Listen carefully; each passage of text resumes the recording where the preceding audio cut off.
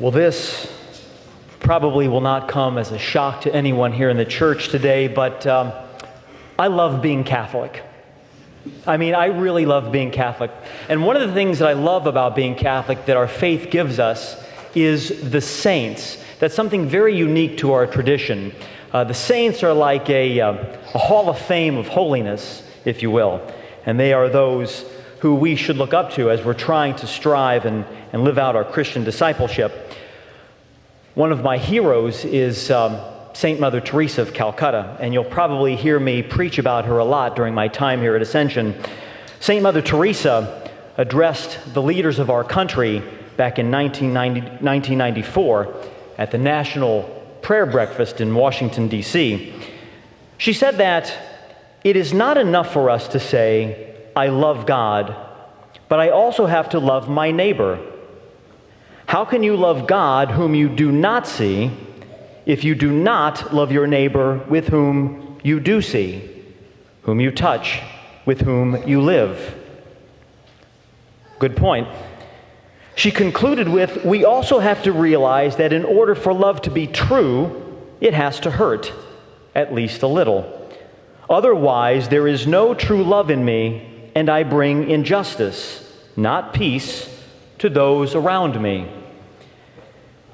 As usual, St. Mother Teresa was spot on. To give until it hurts, at least a little, is to be Christ-like.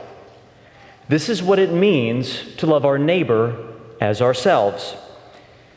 Now, in our second reading today, Paul gives us a clear and concise summary of the Christian moral life. In the first part of his letter to the Romans, Paul explains the goodness of God and his plan of salvation. Now, in the second part of the letter that we read today, he tells us how we are to respond to God's goodness and generosity. You see, in the Old Testament, the people were following a bunch of rules and laws and regulations that were handed down to Moses by God. What Paul is telling us today is that all of those commandments can be summed up in a very simple and concise phrase: to love your neighbor as yourself. This is the heart and path of Christianity because it is the heart and path of Jesus Christ himself.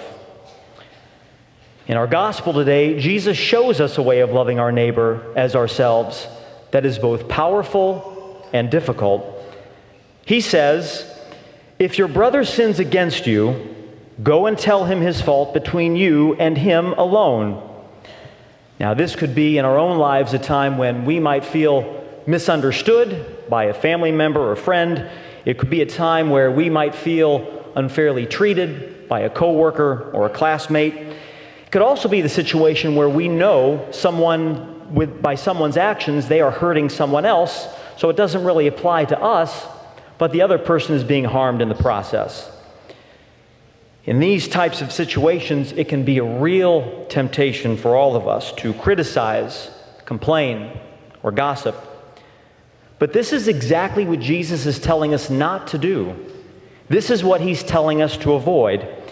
Instead of complaining about others or criticizing them behind their back, Jesus tells us to respond with maturity by taking our complaint directly to the person with patience and with charity. Now, this is better than talking about the person behind his or her back.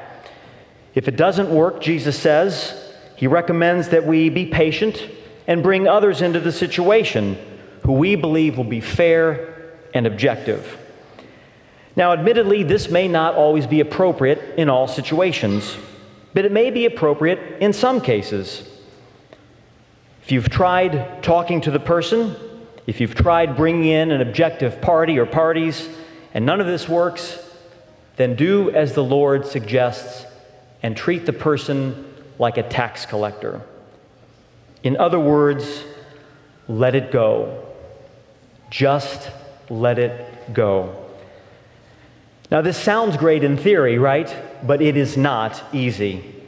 But it is good advice if we think about it.